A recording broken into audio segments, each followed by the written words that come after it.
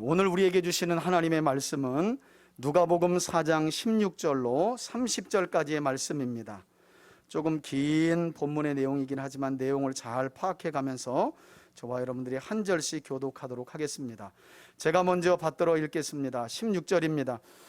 예수께서 그 자라나신 곳 나사렛에 이르사 안식일에 늘 하시던 대로 회당에 들어가서 성경을 읽으려고 서심해 선지자 이사야의 글을 들이거늘 책을 펴서 이렇게 기록된 데를 찾으시니 곧 주의 성령이 내게 임하셨으니 이는 가난한 자에게 복음을 전하게 하시려고 내게 기름을 부으시고 나를 보내사 포로된 자에게 자유를, 눈먼 자에게 다시 보게 함을 전파하며 눌린 자를 자유롭게 하고 주의 은혜의 해를 전파하려 하심이라.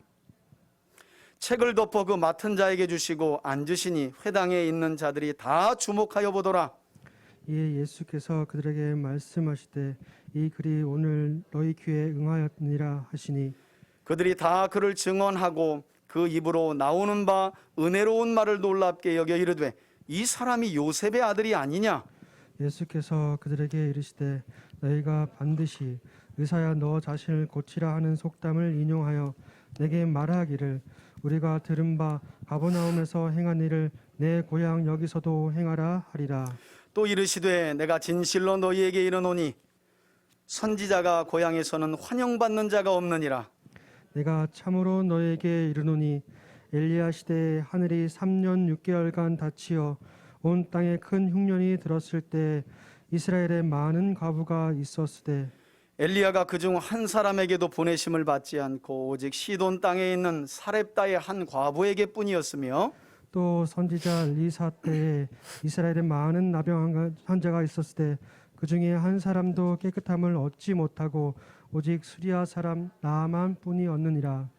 회당에 있는 자들이 이것을 듣고 다 크게 화가 나서 일어나 동네 밖으로 쫓아내어 그 동네가 건설된 산 낭떠러지까지 끌고 가서 밀쳐 떨어뜨리고자 하되 다 같이요. 예수께서 그들 가운데로 지나서 가시니라. 아멘. 할렐루야. 예, 오늘 말씀 제목 다 같이 한번 앞에 보시고 읽겠습니다. 함께 읽어봅시다. 시작. 환영하는 자가 받은 어떤 은혜요? 구원의 은혜. 예수님을 환영하는 자들에게 하나님이 어떤 은혜를 주셨다고요? 구원의 은혜. 환영하는 자에게 주신 구원의 은혜라는 제목을 가지고 오늘 누가복음 4장 16절로 30절까지의 말씀을 통해 하나님이 주시는 은혜를 함께 나누고자 합니다.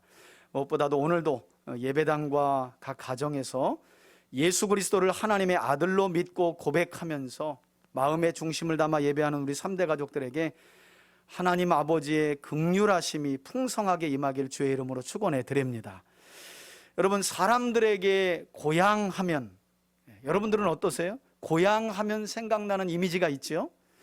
많은 경우 대부분의 사람들에게 이 고향에 대한 이미지를 물으면 10명 중 9은 어린 시절의 향수를 생각해요. 아마 당연한 것이 아닐까 하는 생각이 들어요. 고향에 대한 이미지를 물으면 어린 시절의 향수나 정겨움을 떠올리고 또 뭔지 모를 따뜻함과 포근함을 떠올리게 돼요. 이것이 대부분의 사람들이 기억하는 고향에 대한 좋은 이미지이기도 합니다. 그런데 오늘 본문을 보시면, 오늘 본문인 마가복음 4장의 말씀을 보시면 적어도 우리 예수님께만은 이런 좋은 고향의 이미지가 통하지 않았던 것을 볼 수 있어요. 왜냐? 예수님은 자신의 출신 배경에 대해 가장 잘 알고 있는 고향 사람, 오늘 예수님이 갈릴리의 어느 지역으로 들어가셨다고 그래요? 나사렛. 많은 분들이 헷갈려 하시더라고요. 베들레헴에서 태어나신 거 아닌가? 맞아요. 유대의 베들레헴에서 태어나셨지만 예수님은 자라나신 곳이 어디예요?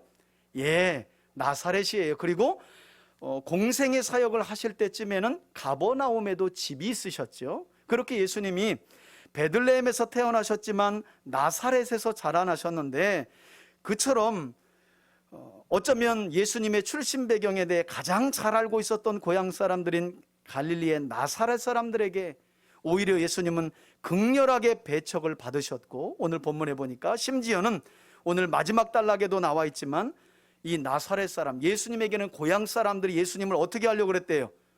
낭떠러지로. 여러분, 일종의 재판하고 사형하는 그런 단계거든요.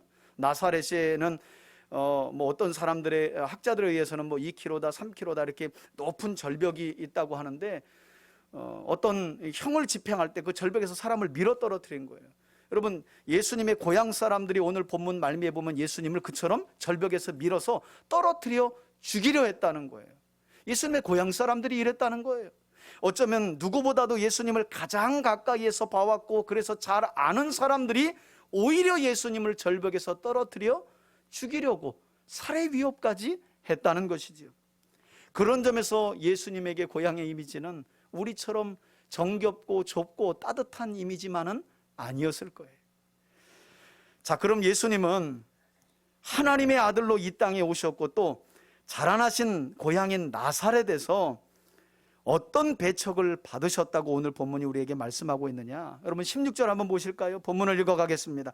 예수께서 그 자라나신 곳, 곧 고향인 나사렛에 이르셨다는 거죠. 이때가 안식일이었는데 우리 성경에는 안식일에 늘 하시던 대로, 다른 말하면 전례대로죠. 유대인들은 지금 우리가 주일마다 예배당에 모여 예배를 드리는 것처럼 토요일 안식일이 되면 회당에 모여서 하나님의 말씀을 함께 나누고 그것을 해석하며 배우는 일종의 그런 예배를 모여서 드렸는데, 예수님도 마찬가지로 안식일에, 우리 개역개정에는 안식일 단수로 나와 있지만 사실 원어는 복수예요. 안식일들에. 그러니까 주님도 우리로 말하면 어떻게 해요? 매 주일마다, 매 안식일마다 회당으로 나아가서 쉐마를 암송하고 그리고 율법서를 읽고 그 다음에는 하프타나라고 해서 선지서를 읽고 또 기도문을 읽고 그렇게 읽은 말씀을 또 해석하고 해석을 듣고 하는 일들을 매 안식일마다 하셨다는 거예요. 그러니까 참 주일날 예배당 나오기 번거롭다. 그럴 때마다 누구 생각하시면 우리 주님도 매 안식일마다 늘 하던 대로, 한번 따라합시다. 늘 하던 대로, 늘 하던 대로. 오죽하면 히브리서 기자가 늘 하던 대로 모이기를 패하는 자들과 함께 하지 말아라 그러잖아요. 마지막 때가 가까울수록 함께 모여야 된다. 예수님도 하나님이신지만 2000년 전 이스라엘 땅에서 안식일들마다 늘 하시던 대로 회당에 들어가셔요. 근데 여러분, 예수님이 이때 들어가신 것은 읽혀지는 말씀을 들으러 가신 게 아니라 말씀을 가르치러 들어가셨어요. 유대인들은 비교적 좀 자유롭거든요. 순서가 있지만 어떤 율법이나 선지서를 읽을 때 그것에 대해서 해석이나 견해가 있는 자들은 자리를 주어요. 언제든지 그렇게 할 수 있도록. 물론 대부분은 랍비들이 그렇게 해석을 하지만, 그래서 예수님이 오늘 본문을 보시면 회당에 들어가신 거죠. 안식일을 맞아서. 이때 성경을, 여러분 여기서 말하는 성경은 어떤 성경일까요? 당연히 구약 성경이겠죠. 이때는 신약이 없었던 때예요. 구약 성경이었을 텐데 예수님은 이것을 읽으시려고 자리에 서셨다는 거예요. 자, 예수님께서 구약 성경 중에 어떤 책을 손에 드셨느냐? 17절에 나와 있죠. 회당에서 시중 드는 사람들이, 오늘날로 말하면 뭐 전도사님이나 뭐 이런 분들이겠죠, 그죠? 시중 들던 한 사람이 선지자 이사야의 글을, 그러니까 여러분 이사야의 글을, 이사야서를 예수님의 손에 주었다는 건 당시로 보면 회당 예배 순서가 중반 넘었다는 것도 알 수 있어요. 보통 회당에 들어가면 쉐마를 암송하고 율법서를 읽고 해석한 다음에 유대인들의 기도문이 있거든요. 기도문을 함께 읊조리고 그리고 나서 하프타나라고 선지서를 가져다가 읽고 그것을 해석하고 마지막에 이제 기도하고 마치는데, 그런 순서로 본다면 지금 순서는 우리로 말하면 예배 중반이 지난 순서예요. 이제 하프타나라고 하는 선지서를 꺼내와서 읽는 시간인데, 회당에서 시중 들던 한 사람이 이사야서를 꺼내와가지고 예수님의 손에 올려드린 거예요.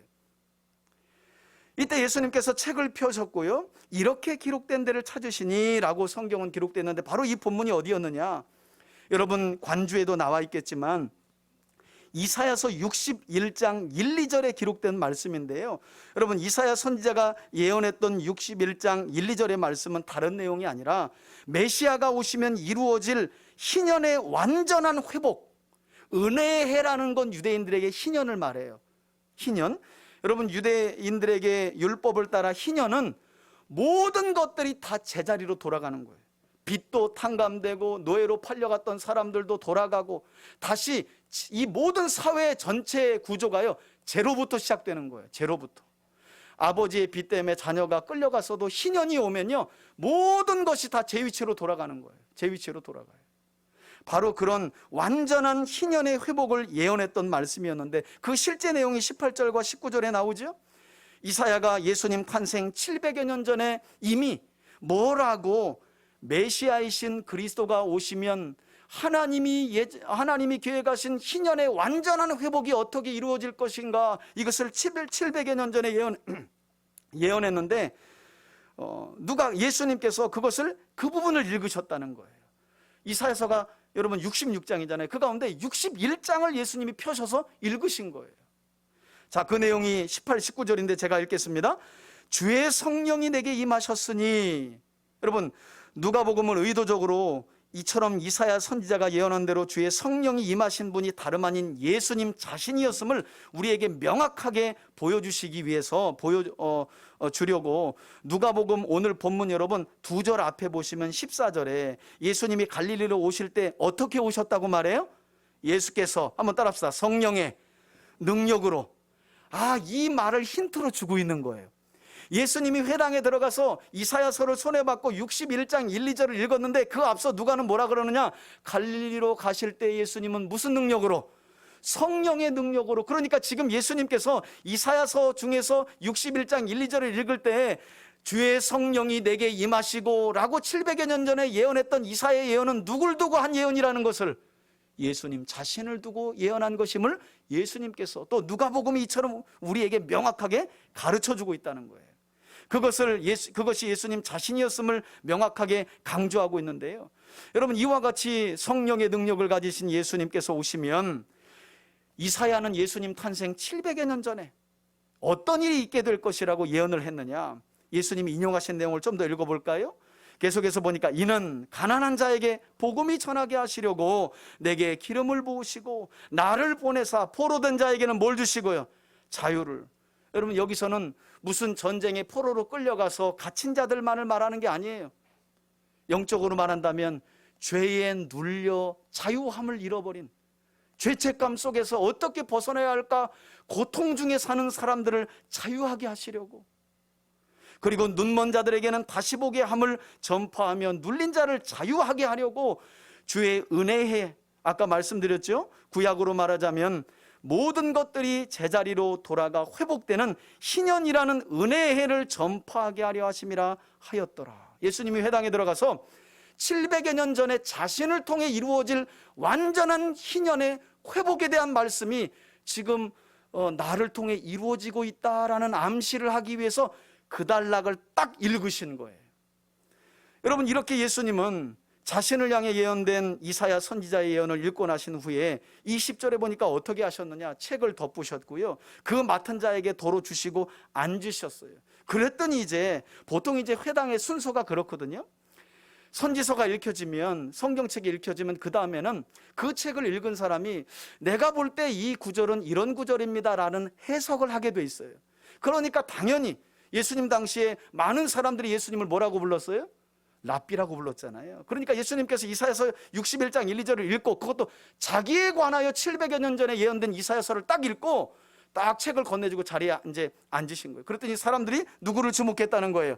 예수님을 다 주목하여 봤다는 거예요. 도대체 그는 이사야서 61장 1, 2절 당신이 읽은 이 구절을 어떻게 해석할 것인가, 어떤 해석을 내놓을 것인가. 그때 예수님께서 21절을 보세요.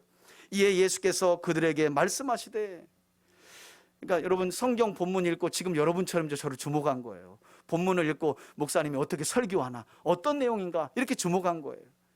21절 보세요. 이에 예수께서 그들에게 말씀하시되, 이 본문의 글이 여러분 오늘 너희 귀에 어떻게 되었다고요? 와, 오늘 이 700여 년 전에 이사야 선지자가 메시아를 통해 이루어질 완전한 회복과 구원에 대한 예언이 너희 귀에 응하였느니라. 다시 말해, 예수님께서는 메시아를 통해 이루어질 완전한 회복에 관한 이사야 예언이 지금 그들 눈앞에서 그 말씀을 읽어주시는 예수님을 통해 완전히 성취되었다고 직접 해석해 주신 거예요. 놀라운 은혜죠. 너희들이 귀가 지금 그 말씀이 이루어지는 것을 듣고 있는 거야, 이렇게 설명해 주신 거예요. 내게 주의 성령이 내게 임하시면 이런 하나님 나라의 회복이 있을 거라고 이야기했던 700여 년 전 이사야의 예언이 지금 너희들 눈앞에서 나를 통해 이루어지고 있느니라. 너희 귀에 응하였느니라. 이 말씀을 해석해 주신 거예요. 여러분, 그런데 사실 예수님께서 나사렛의 고향인 이 나사렛의 회당에서 펼치시고 읽었던 이사야서 61장 1, 2절을 보시면, 특별히 2절을 보시면 예수님께서 2절 전체를 인용하신 게 아니라 자유롭게 앞부분만 인용하시고 뒷부분은 의도적으로 빼신 걸 볼 수 있어요. 자, 원래는 이사야서 61장 1절과 2절이 어떻게 되어 있느냐, 1절은 똑같고요, 인용하신 내용이 2절에서 내용이 좀 빠져 있어요. 우리 2절 앞에 보시고 한번 좀 읽어볼까요? 2절이 어떤 내용인가? 함께 읽습니다. 시작. 여호와의 은혜의 해와 우리 하나님의 보복의 날을 선포하여 모든 슬픈 자를 어떻게, 메시아가 와서 회복과 구원의 날을 이룰 때가 되면, 이사야 선지자는 이렇게 완전한 희년의 회복을 이루시는 그날이 되면 그날은 은혜의 날인 동시에 어떤 날도 된다고요? 보복의 날이라는 거예요. 하나님이 오셔서 하나님을 믿는 자들에게는 구원의 은혜를, 그렇지 않은 자들에게는 심판과 보복의 날이 될 것이다. 그런데 예수님은 뭘 의도적으로 빼시고, 보복의 날, 들으면 부담스러운 말은 빼시고요, 은혜의 날을 너희에게 전하려 하심이라, 여기까지만 인용하시면서 말씀을 해석해 주신 거예요. 여러분이나 저나 이런 말씀 들으면 은혜가 돼요, 안 돼요? 은혜가 되지요. 예수님께서 하나님께서 완전하게 회복하여 주시는 그날이 되면 그날은 은혜의 날일 뿐만 아니라 보복의 날이 될 것이다. 이게 원래 이사야의 본문인데 예수님은 보복의 날은 쑥 빼시고 은혜의 날을 전파하려 하심이라, 여기까지만 딱 자유롭게 인용하신 거예요. 그러니 예수님의 고향 사람인 지금 회당에 모여있는 나사렛 사람들이 얼마나 은혜가 되었겠어요. 야, 이 뭔가 될 것 같은데, 이거 뭔가 은혜가 지금 임할 것 같은데, 하나님의 약속이 이루어지는 거 아닌가, 막 이런 기대를 하게 되잖아요. 그런데 여러분, 이런 우리의 생각과는 전혀 다른 반응이 나온 거 있죠. 여러분, 22절을 보시면 이렇게 큰 은혜를 받고도 예수님이 뭐라 그랬어요? 이 700여 년 전 이사야서 61장 1, 2절에 기록된 메시아를 통한 회복과 구원이 지금 너희들의 눈과 귀에 나를 통해 이루어졌느니라. 이 놀라운 말씀을 듣고도 우리는 꿈에나 환상에나 예수님 얼굴 한번 보는 게 소원인데, 그래가지고 가끔 어떤 분들이 봤다는 거 아니겠어요? 보면 뭐 하나같이 똑같아. 어떻게 황갈색 머리에 파마를 하고 머리는 시험을 꼈는데 코가 오똑하고 꽃미남이야. 그거는 성경에서 나오는 예수님이 아니라 어디에 나와 있는 거? 달력에 나와 있는 거예요. 달력에 나와 있는 거. 여러분, 이사야서에 보면 예수님은요, 흠모할 만한 것이 없대. 그러니까 좀 외모가 평균 이하인 분들은 위로받으세요. 나는 지극히 예수님 닮은 사람들이다. 예수님은 본래 외모가 그러시다니까. 이사야가 예언하는데 그는 외모가 그냥 흠모할 만한 것이 없었다니까, 예수님이. 여러분, 예수님이 하나님이신데 거기 얼굴까지 꽃미남이어봐, 나도 시험 들어. 그런데 그렇지 않았다는 거예요. 예수님의 이런 놀라운 은혜를 받고도 나사렛 사람들의 반응은 정작 어땠느냐? 여러분, 22절 보시겠어요? 그들이 다 그를 증언하고, 여기까지는 좋아요. 이 말은 감탄했다는 말이에요. 그리고 그의 입으로 나오는 바 은혜로운 말을 어떻게 여겼대요? 놀랍게. 와! 왜냐하면 희년에 대한 완전한 회복과 구원을 예수님이 읽었으니까.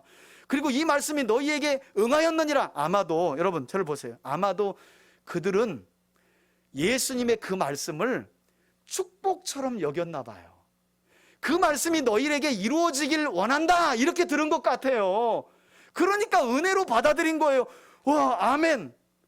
그러니까 예수님의 말하는 의도를 지금 못 알아듣은 거예요. 그 말씀이 너희들 눈과 귀 앞에 있는 나를 통해 이루어졌느니라, 이 말을 그냥 이 말씀이 너희에게 응하길 원한다, 이 정도로만 알아들은 것 같아요. 그래서 그들이 감탄하고 은혜로운 말을 놀랍게 여기는 것까지는 올바른 반응이죠, 그죠? 그런데 문제는 이렇게 예수님의 이사야서에 대한 해석을 듣고 감탄하며 놀라기까지는 했지만, 여러분 안타깝게도요, 이어지는 말씀을 보시면 결국 그들은 성령을 통해 예수님 안에서 일어나고 있는 하나님의 일들을 생각하지 못하고 너희 귀에 응하였느니라, 이게 얼마나 놀라운 말씀이에요. 너희 눈에 응하였다는 말은 너희 눈앞에 있는 자가 메시아라는 거예요. 그리스도라는 거예요. 우리의 구원자가 되신다는 거예요. 그런데 그 말을 못 알아들었어요. 그냥 이런 은혜의 해가 너희에게 응할 줄 믿습니다, 뭐 이 정도로 생각한 거예요. 그래서 눈앞에 있는 분이 예수님인 줄을 알지 못해요. 아마 의문은 가졌나 봐요. 이렇게 놀라운 말씀을. 그런데 반응은 뭐라고 하느냐. 여러분 22절 말미에 보니까 예수님을 혹시 당신이 그리스도이십니까? 말씀을 잘 알아들었으면 당신이 700여 년 전 이사야가 예언한 그 하나님이 약속하신 희년의 완전한 구원과 회복을 주실 메시아이십니까? 이렇게 나와야 되는데 뭐라고 반응이 나와요? 저거 나사렛의 저 목수 요셉의 아들 아니야 저거? 이렇게 반응을 해버렸다는 거예요. 성령을 통해 일어나고 있는 하나님의 일들을 영적인 눈이 감겨졌기 때문에 오히려 예수님의 고향 사람들이 예수님을 뭐라고요? 요셉 목수의 아들이 아니냐 라고 말하면서 오히려 예수님의 권위를 의심하며 예수님을 배척해버리고 말았다는 거예요. 이 놀라운 현장과 자리에서 여러분 지난 주일 오후에 우리가 나누었던 우리 신앙 추천도서 설교 듣는 법이라는 책을 보니까 저자는 그 책에서 성도들이 왜 설교를 잘 듣지 못하는가에 대한 이유를 설명하는데 어떤 이유를 설명하고 있느냐 한번 들어보세요. 그것은 성도들이 매주마다 설교를 듣는 일에 한번 따라합시다. 너무나 익숙해서 익숙하다는 거예요. 여러분 익숙하면 뭐가 생기냐면 선입견이 생겨요. 익숙하면 편견이 생겨요. 당연히 뭐 이렇게 흘러가듯이. 저자는 이렇게 말해요. 왜 성도들이 진리의 말씀을 듣고 깨닫지 못하는가, 잘 설교를 듣지 못하는가는 매주일마다 예배를 드리며 설교 듣는 일이 너무 익숙하다 보니까 많은 경우 그 익숙함으로 인해 진리의 말씀을 듣고도 그것을 상고하지 못하고 강물을 흘려 떠내려 보내듯이 흘러 떠내려 보낸다는 거예요. 왜? 어차피 오늘 못 들으면 다음 주에 들어도 되고 수요 예배 들어도 되고 또 기회는 있으니까 그런 것들이 진리의 말씀을 마음에 담아두지 못하고 흘러 떠내보내게 한다는 거예요. 이것은 마치 오늘 본문에서 예수님의 고향 사람들인 나사렛 사람들이 예수님의 어린 시절과 그분이 자라난 것을 오랫동안 지켜보았던 그 익숙함 때문에. 뭐 때문이라고요? 익숙함 때문에. 나사렛에 있는 목수 요셉의 아들로 예수님이 태어난 것을 다 지켜보고 어린 시절을 그들이 기억하는 그 익숙함 때문에 그들은 이처럼 오히려 하나님의 말씀이 그들의 눈과 귀에 응하여 이루어짐으로 은혜도 받고 놀라기까지 했지만 결국 예수님을 하나님의 약속된 아들 메시아 그리스도로 고백하기는커녕 뭘로 생각했다는 거예요? 사람의 아들, 요셉 목수의 아들로 생각하며 그들의 잘못된 선입견을, 그 익숙함 때문에 선입견을 넘지 못했다는 거예요. 자, 그래서 동일한 본문을 기록하고 있는 마가복음 6장에서는 어떤 말씀이 추가되어 있느냐? 오늘 본문이 마가복음에도 동일하게 기록되어 있는데요, 조금 충격적이에요. 예수께서 갈릴리의 자기 고향 나사렛을 방문하셨는데 이처럼 사람들이 메시아로서의 예수님이 증거를 기적과 표적, 병든 자 귀신 쫓고 해도요, 저거 요셉 목수의 아들 아니야? 이렇게 예수님을 배척한 것 때문에 마가복음 본문에는 어떤 내용이 기록되어 있느냐? 예수께서는 자기가 자란 고향 나사렛에서 아무런 권능도 행하실 수 없었고 그래요. 자기를 가장 잘하는 그 고향에서 예수님이 가장 많은 은혜를 베풀고 싶으셨을 거 아니에요?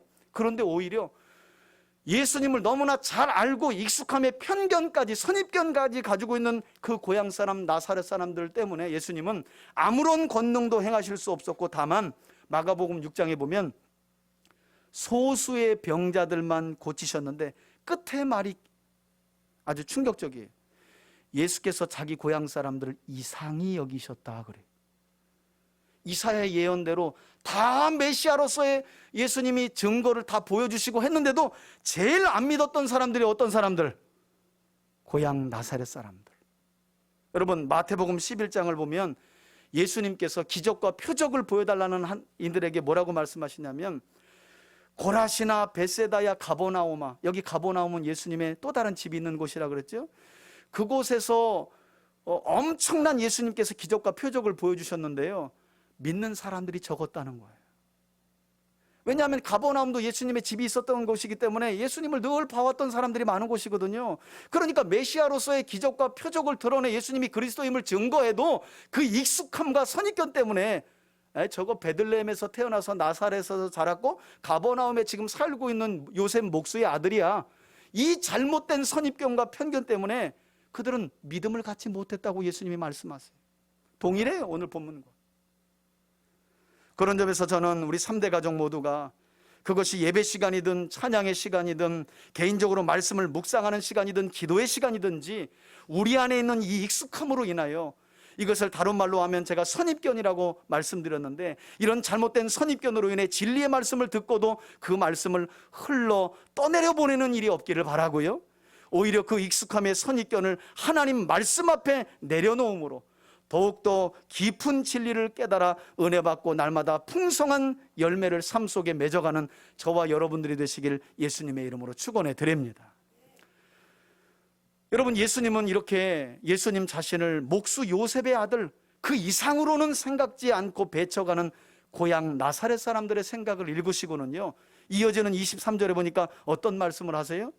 예수께서 그들에게 이르시되 너희가 반드시 의사야 너 자신을 고치라 하는 속담을 인용하여 나에게 말하기를 우리가 들은 바 가버나움에서 행한 일 곧 기적을 내 고향인 여기서도 행하라. 여러분, 의사는 자기는 못 고치고 남을 고치잖아요.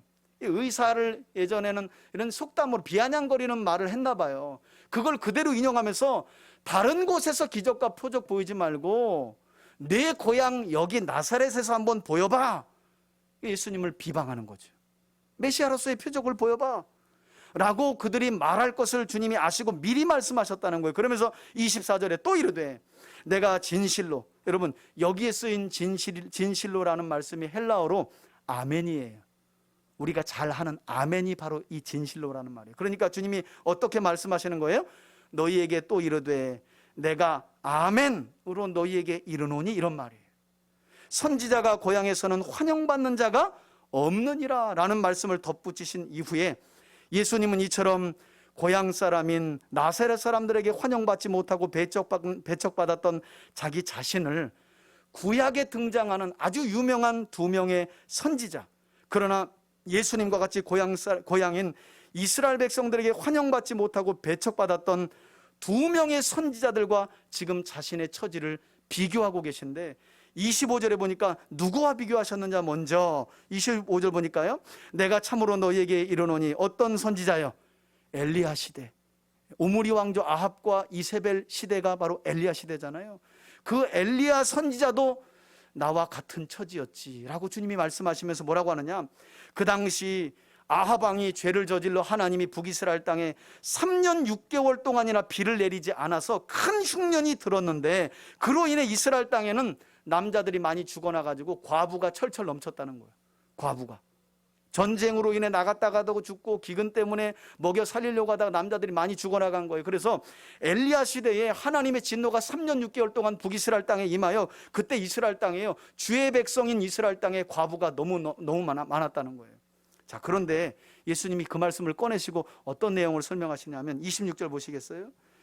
26절에 보니까 하나님의 선지자 엘리야가 이스라엘 땅에 거하는 그 중에 한 사람, 그 많은 과부들 중에 한 사람에게도 보내심을 받지 않고 오히려 오직 이방 지역인 어디 땅에 있는 시돈 땅에 있는 사렙다, 열왕기상 17장을 보면 사르밧이에요. 똑같아요. 사렙다나 사르밧이나 똑같은 말이에요. 사르밧의 한 과부에게만 보내줬다고 말씀하세요. 여러분, 열왕기상 17장에 보니까 왜 이때 하나님께서는 하나님의 선지자 엘리야, 여호와가 하나님이시다, 이것을 증명하기 위해 북이스라엘 땅에 보내줬던 엘리야를 기근으로 인해 이스라엘 땅에도 과부들이 그토록 많은데 왜 이스라엘 땅에는 보내지 않고 이스라엘 저 북쪽에 있는 이방 땅 두로와 시돈에 있는 한 과부, 사렙다라는 동네의 과부에게 보내셨느냐? 열왕기상 17장에 보니까요, 하나님이 그 땅 과부에게 보내신 이유가 있었어요. 그것은 오직 이 사렙다 과부만이 하나님의 선지자 엘리야를 배척하지 않고 환영하면서, 엘리야 선지자가 전한 하나님의 말씀을 그녀가 절대적으로 신뢰하고, 여러분 열왕기상 17장을 보면 엘리야가 하나님의 말씀을 딱 듣고요, 그리시네가에 물이 끄쳤으니 너 이방 땅 두로와 시돈으로 가라. 거길 갔더니 마을 어기, 사렙다라는 마을 어기에서 한 과부가 마지막으로 땔감을 줍고 있는 거예요. 그래서 물어봤더니 마지막 밀가루 한 줌이, 기근이 중근동을 다 덮고 있었기 때문에 마지막 한 줌 남은 밀가루를 반죽해가지고, 끓여서 반죽해가지고 떡을 만들어서 내 아들과 먹고 이제 죽기를 기다려야 하는 상황이라고 엘리야에게 말해요. 그때 엘리야가 뭐라고 말씀하시느냐? 여호와의 말씀이 내게 임하니 내가 이 떡을 가져가서, 밀가루를 가져가서 반죽을 만들어 떡을 만들어 내게 먼저 가져와라. 그리하면 기근이 끝날 때까지 내 집에 밀가루통에 밀가루가 끊어지지 아니하리라. 여러분, 이건 이제 생명을 내려놓느냐 마냐의 문제잖아요. 놀랍게도 이방 땅에 사는 이 외아들을 둔 과부가요, 이방 지역에서 온, 이스라엘 지역에서 온 엘리야의 말을 그대로 믿고요, 가서 반죽을 만들어가지고 떡을 내다가 선지자에게 갖다 바쳐요. 이건 하나님의 말씀에 온전히 순종했다는 의미예요. 자기 생명과 자식의 생명도 내려놨다는 말이에요. 이렇게 이 과부는 그녀에게 있어서는 생명과도 같은 마지막 한 줌의 밀가루와 떡을 만들어 하나님의 선지자 엘리야를 환영하며 대접했다는 거예요. 그러니 구원의 은혜가 이방 땅 사렙다의 과부에게만 임한 것이라는 거죠. 예수님께서 또 다른 선지자 한 명을 이야기하십니다. 엘리야 때만 이스라엘 땅이 아니라 이방 땅에 하나님의 구원이 임한 것이 아니라 엘리사 때도 그랬대요. 여러분 27절 보시겠어요? 또 다른 배척 사건을 주님이 설명하시죠. 또 선지자 엘리사 때에 어떤 일이 있었느냐? 이스라엘 땅에 많은 나병 환자가 있었지만 그 중에 한 사람도 하나님이 고쳐주신 일이 없대요. 오직 이방인이었던 수리아 사람 아람 장군, 우리가 잘 아는 누구요?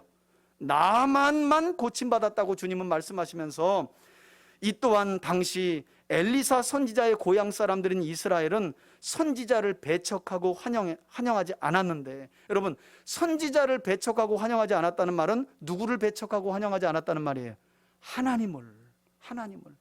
그래서 하나님은 너무나 자기 백성을 회복시키시고 구원하시길 원했지만 자기 백성 중에는 아무도 하나님을 환영하는 자들 없었기 때문에, 전부 다 선지자를 배척했기 때문에 엘리야를 두로와 시돈으로 보내 사렙다의 한 과부의 집에 구원의 은혜를, 이 과부가 떡을 만들어줬는데 실제로 기근이 끝날 때까지 자기 집에 밀가루가 떨어지지 않았다고 성경은 말씀해요. 하나님은 구원이시다. 그 구원의 은혜가 이방 과부에게 임한 거예요. 엘리사 때도 마찬가지죠. 수많은 문둥병자가 엘리사 선지자 시대에 있었지만 누구만 고침받았다고요? 시리아 사람 아람의 나만 장군만이 유일하게 고침을 받았대요. 왜 그랬을까? 열왕기서에 보니까 나만이 문둥병에 걸려 이스라엘 땅을 찾아왔는데 엘리사라고 하는 선지자가 요 앞에 나가면 요단강이 있는데 거기에 몸을 7번 담그라는 거예요. 성경을 보니까 나만 장군이, 여러분 그 당시는 북이스라엘이 시리아의 눈치를 봤었던 시대예요. 그래서 요단강에 가서 몸을 담그라고 하는 그 말 때문에 나만이요, 문둥병에 걸려서 고침받으러 왔다가 기분이 확 찹쳐가지고요, 이런 똥물에다가 내 몸을 담그라고? 시리아에 가면 얼마나 신령한 강물들이 많은데 이런 똥물에 나를 어떻게 보고, 니넨 뒤졌어 이제 하고 씩씩거리면서 아람으로 가요. 그때 나만의 지혜로운 한 종이 주인님 하고 불러요. 아니 지금 주인님이 문둥병에 걸려 죽게 생겼는데 요단강이 아니라 똥물에 담그라도 담궈야 되는 거 아닌가요? 그 말을 듣고 보니까 나만이 정신이 돌아온 거예요. 기분이 나빴다가. 그렇지? 아내가 들어가서 안 낳고 나서 저 선지자의 목을 쳐도 늦지 않잖아요. 기분 나빠 돌아갈 게 아니잖아요.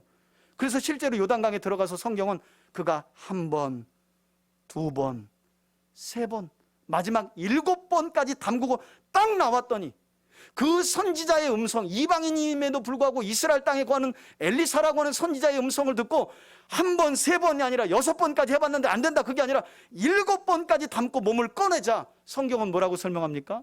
나만의 피부가 어린아이와 같이 깨끗이 회복되고 구원받은 줄 믿습니다.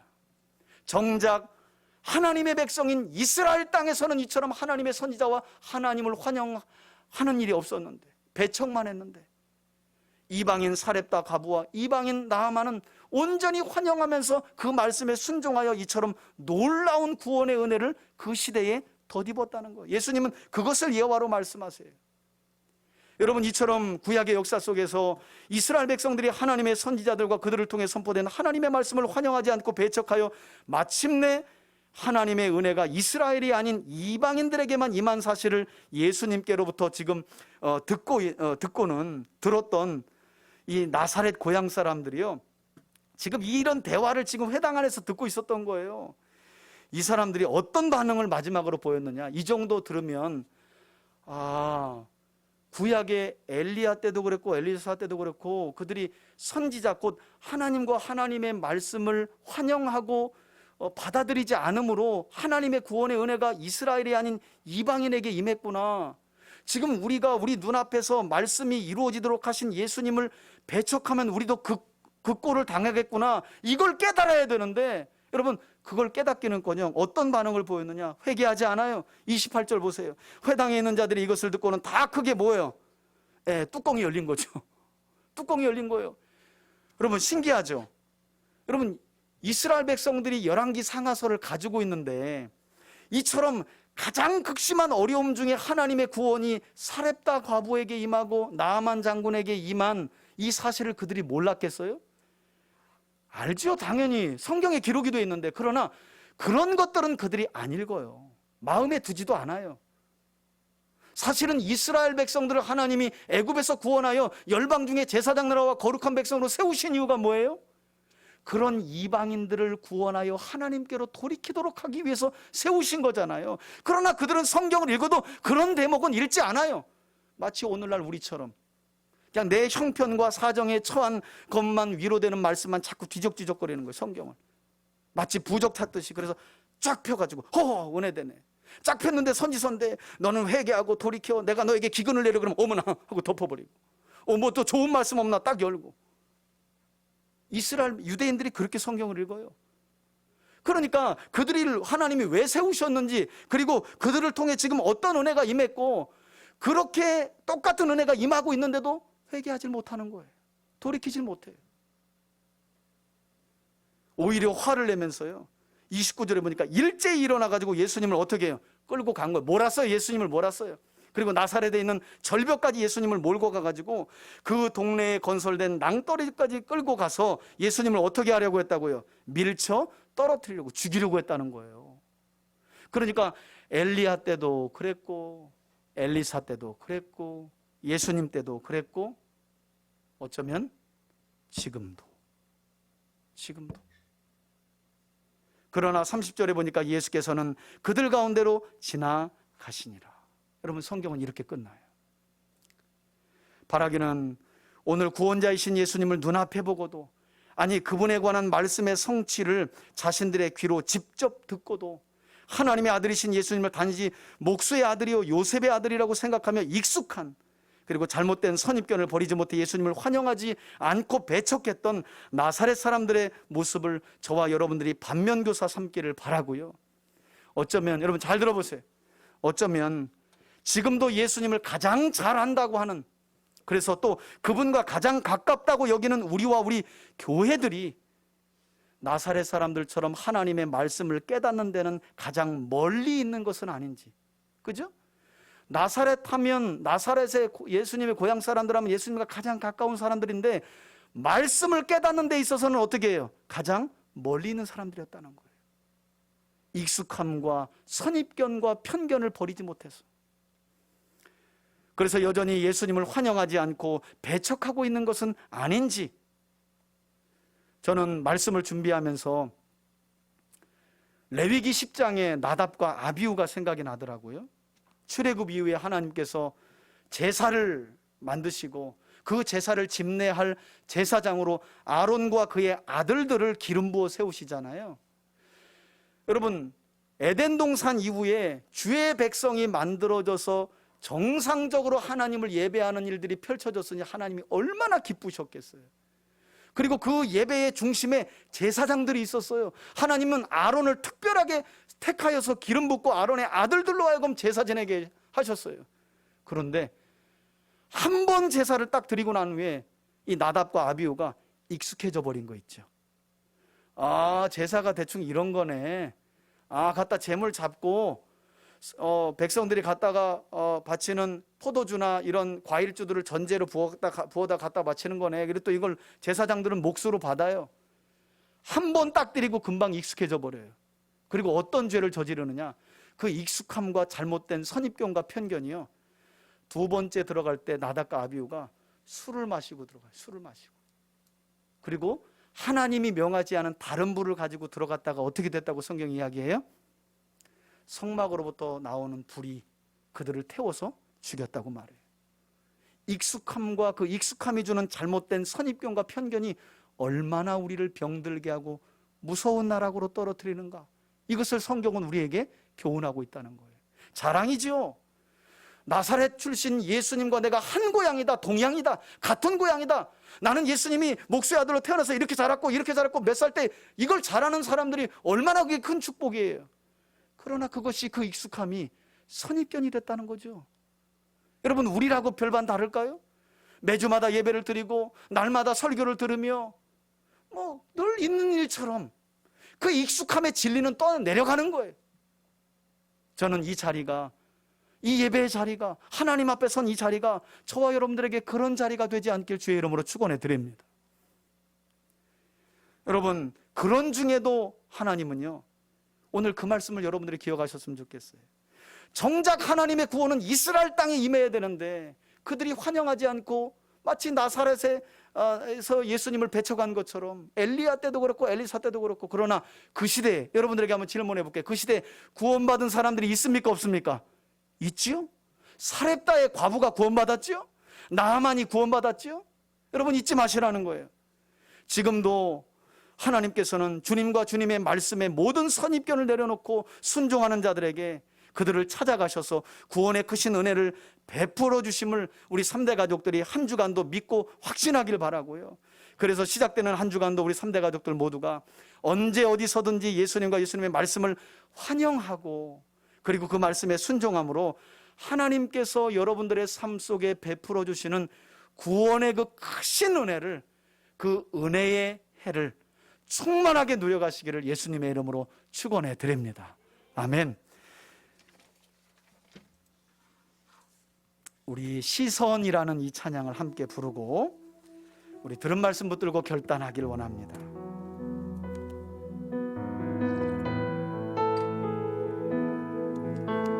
여러분, 오늘 말씀을 다시 한번 머리에 떠올려 보시기를 바라요.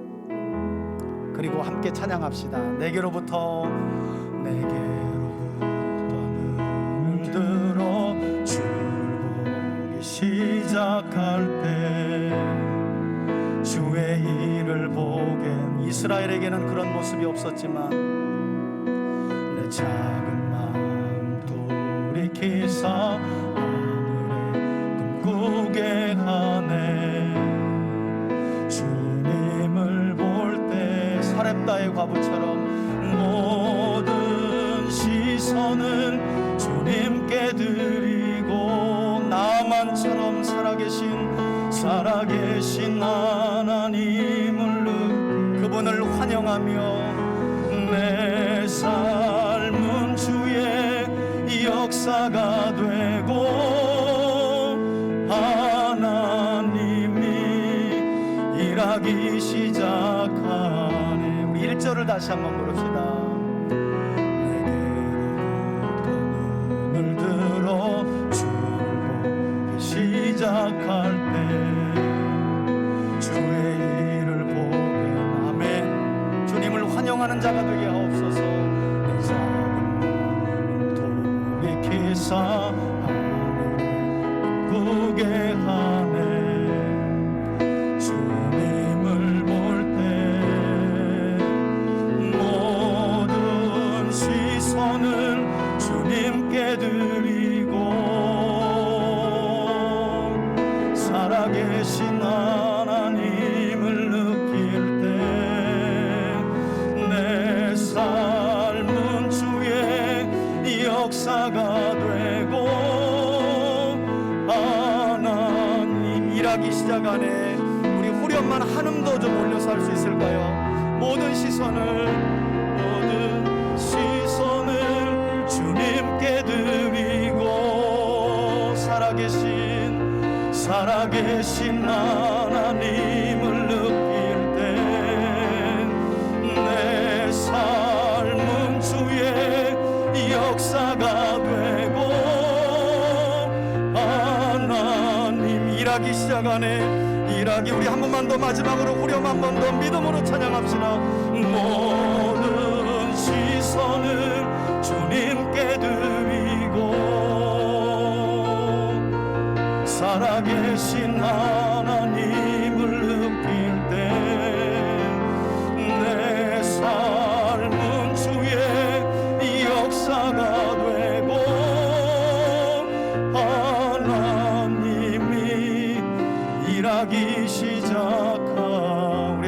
기도하겠습니다. 여러분, 지금으로부터 2800여 년 전에도 그랬고 2000년 전인 예수님 때에도 그랬고 지금 이 시간도 어떤 사람들에게 하나님은 회복과 구원의 충만한 은혜의 날들을 허락하실까요? 그것은 주 예수님을 하나님의 아들로 믿고 그 예수님과 예수님의 말씀을 환영하며 인내함으로 그 말씀을 지켜 순종하는 자들에게 구원의 은혜는, 회복은 충만하게 임하는 줄 믿습니다. 하나님은 택하신 저와 여러분들에게 구원의 은혜를 주시기 원하는 줄 믿으시길 바랍니다. 그러나 역사를 기억합시다.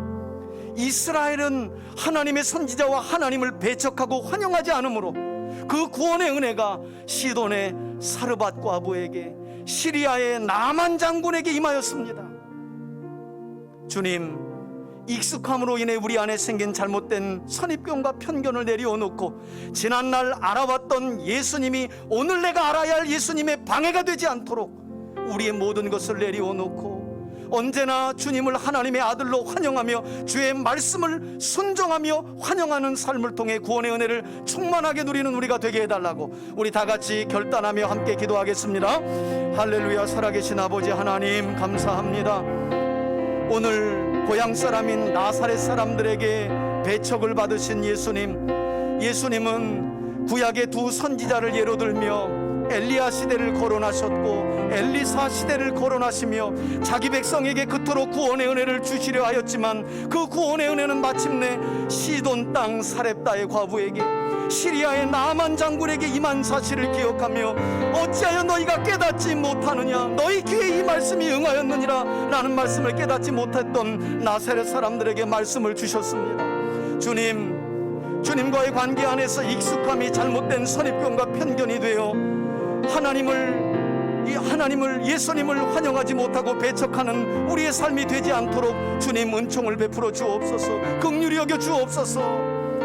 익숙함과 잘못된 선입견마저도 주의 말씀 앞에 내려놓고 하나님의 아들 되신 예수님을 언제나 환영하고 예수를 구주로 인정하며 매일매일의 삶 속에 예수님의 말씀을 환영하며 순종함으로 살아가는 우리들이 되게 하여 주옵소서.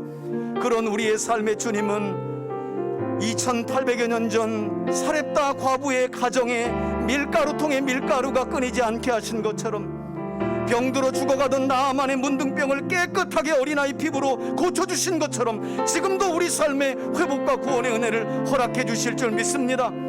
예수님 환영합니다. 성령님 환영합니다. 성부 하나님 환영합니다. 주의 말씀을 끝까지 순종하며 믿음으로 나아가 구원의 은혜 안에 동참하는 저희들 되게 하여 주옵소서. 그런 우리 교우들과 교회로 세워지길 원합니다. 주님 은혜 더하여 주옵소서. 제가 기도하겠습니다. 아버지 하나님, 가장 잘 알고 익숙하다는 것이 오히려 우리에게는 신앙 성숙의 방해가 되고 하나님의 구원 역사의 장애물이 될 수 있다는 사실을 잊지 않길 원합니다.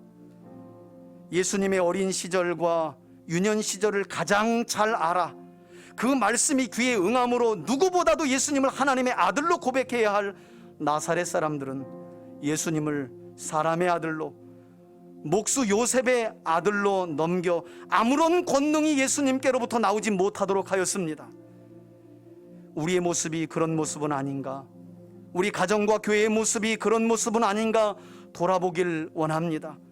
그리고 지금도 그 한 사람, 주님을 환영하고 배척하지 않으며 주의 말씀에 생명을 거는 한 사람을 찾아 구원하시는 아버지 하나님을 삶 속에 충만히 누려가는 우리 3대 가족들 되게 하여 주옵소서.